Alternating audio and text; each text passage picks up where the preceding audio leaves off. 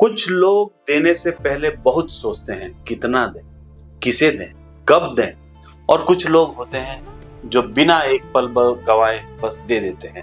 नमस्कार दोस्तों, स्वागत है आपका कहानी वाला में, जहाँ हर कहानी आपके भीतर एक नया दृष्टिकोण, एक नई सीख समेटे होती है।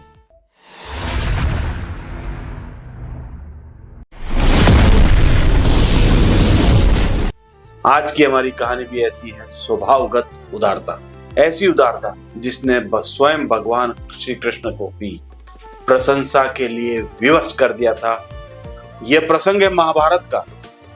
भगवान श्री कृष्ण अक्सर कर्ण की दानवीरता का उदाहरण दिया करते थे और यह बात अर्जुन को हमेशा खटकती थी।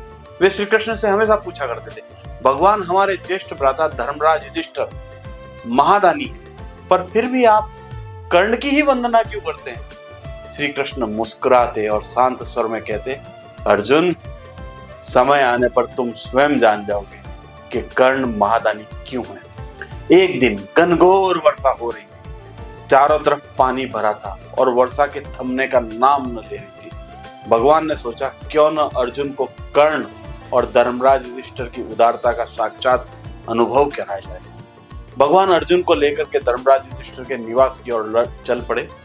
रास्ते में उन्होंने गरीब ब्राह्मण का रूप धारण कर लिया और धर्मराज के महल पहुंचे। और धर्मराज युधिष्ठिर के निवास पर दोनों जब पहुंचे तो वर्षा और प्रचंड हो गई थी, बिजलियां चमक रही थी और धरती पर जल का सागर फैला हुआ था। ब्राह्मण अतिथियों को इस भयंकर वर्षा में अपने द्वार आया देख धर्मराज ने यथोचित आदर सत्कार किया और इस भयानक वर्षा में आने का उनका प्रयोजन पूछा। उन्होंने भी धर्मराज को आशीर्वाद देते हुए कहा, हे दानवीर, हमें यज्ञ के प्रयोजन हेतु अविलंब 5 मण सूखी चंदन की लकड़ी चाहिए। धर्मराज असहज हो गए थोड़ा। उन्होंने विनम्र स्वर में पूछा, देव, अभी इसी समय? मैं व्यवस्था करने का प्रयास करता हूँ। और उन्होंने अपने सेवकों को तुरंत आदेश दिया कि नगर में जहां कहीं से भी 5 मण सूखी चंदन की लकड़ी मिले उसकी व्यवस्था करो। कुछ देर बाद सेवक लौट आए और बोले, स्वामी, नगर में सूखी चंदन की लकड़ी कहीं नहीं मिल रही। ये सुन धर्मराज चिंता में पड़ गए, क्योंकि चारों ओर भयंकर वर्षा हो रही थी।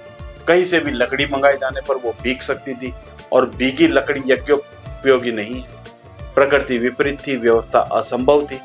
उन्होंने दोनों ब्राह्मणों को अपनी चिंता बताई, उन्हें वर्षा के रुकने तक प्रतीक्षा के लिए निवेदन किया, लेकिन उन दोनों ब्राह्मणों के पास समय नहीं था। धर्मराज युधिष्ठिर ने कुछ और सेवा के लिए निवेदन किया, परंतु दोनों ब्राह्मण बोले, नहीं राजन, हमें बस 5 मण सूखी चंदन की लकड़ी चाहिए। यदि वर्तमान परिस्थितियों में इसकी व्यवस्था नहीं हो पा रही है, आपको पछतावे की आवश्यकता नहीं है। ईश्वर और प्रकृति के विधान के आगे मनुष्य कौन है?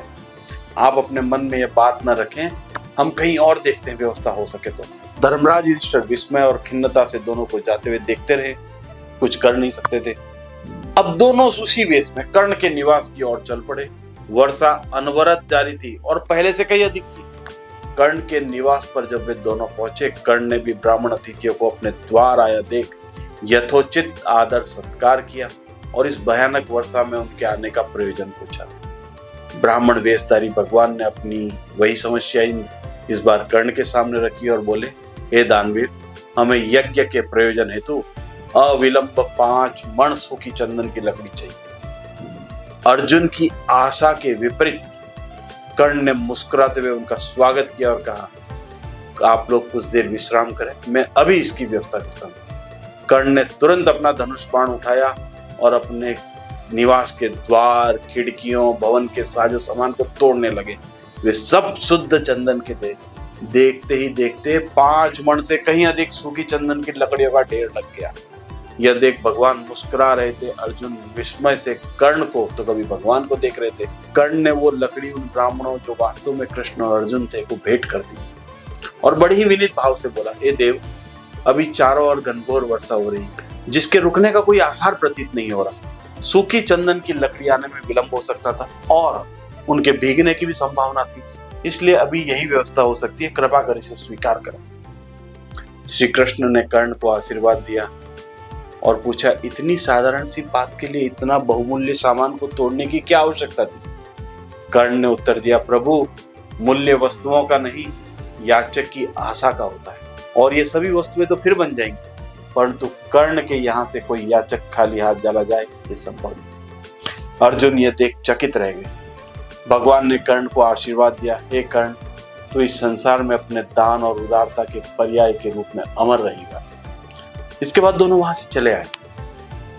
मार्ग में भगवान ने अर्जुन से बोले, देखो अर्जुन, धर्मराज युधिष्ठिर भी दान करते हैं, परंतु सोच विचार कर, धर्म की नीति पर विचार करके। परंतु कर्ण भीतर से उदार है, वो स्वाभाविक है, सहज है। उनका दान किसी विचार या नियम से नहीं, उसके स्वभाव से निकलता है। तो इस संसार में अपने दान और उदारता के लिए सदैव अमर रहेगा। यह श्री कृष्ण के मन से निकला, प्रशंसा से निकला और अर्जुन के भी दिल से कहीं निकला। यह कहानी हमें सिखाती है कि सच्ची उदारता सोच समझ कर नहीं बल्कि हृदय से होती है। जो देना स्वभाव बन जाता है वही असली दानवीर कहलाता है। धर्म से किया गया दान श्रेष्ठ होता है, पर स्वभाव से किया गया दान दिव्य होता है। साथियों, ये कहानी तो यही समाप्त होती है और छोड़ जाती है एक सीख। सच्ची उदारता सोच समझ कर नहीं, हृदय से निकलती है। जब देना हमारा स्वभाव बन जाता है, हमारी सोच बन जाता है, तभी हम सच्चे दानवीर कहलाते हैं। इसलिए मैं आपसे जो हमेशा कहता हूँ, एक बात फिर से कहता हूँ, सोच बदलिए, सितारे बदलिए।